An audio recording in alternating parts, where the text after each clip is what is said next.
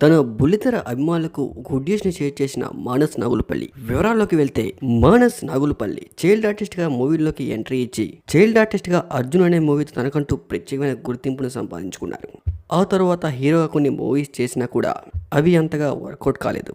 బుల్లితెర ప్రేక్షకులు అందరికీ తెలిసిన విషయమే. సోషల్ మీడియాలో మానస్ నాగులుపల్లి ఎంత యాక్టివ్‌గా ఉంటారో ఆయన గురించి సోషల్ మీడియా వీక్షకులకి ప్రత్యేకమైన పరిచయం కూడా అవసరం లేదు. సీరియల్‌లో కూడా తన క్యారెక్టర్‌తో మంచి గుర్తింపును సంపాదించుకున్నారు. తెలుగు ఫిలిం ఇండస్ట్రీలో స్టార్ హీరోకి ఎంత ఫ్యాన్ బేస్ ఉందో బుల్లితెరలో మానస్ నాగులుపల్లికి కూడా అంతే ఫ్యాన్ బేస్ ఉందని దాంట్లో అతిశయోక్తి లేదు. అటువంటి Manas Bigg Boss reality show ద్వారా ఎంతో మందికి దగ్గరయ్యారు. ఆ తరువాత చెన్నైకి చెందిన అమ్మాయిని విజయవాడలో పెళ్లి చేసుకుని తన లేడీ ఫ్యాన్స్ కు కన్నీళ్లు కూడా పెట్టించాడు. గత ఏడాదిలో పెళ్లి చేసుకున్న మానస్ నాగులుపల్లి కరెక్ట్ గా సంవత్సరం తిరక్క ముందే గుడ్ న్యూస్ ని షేర్ చేశారు.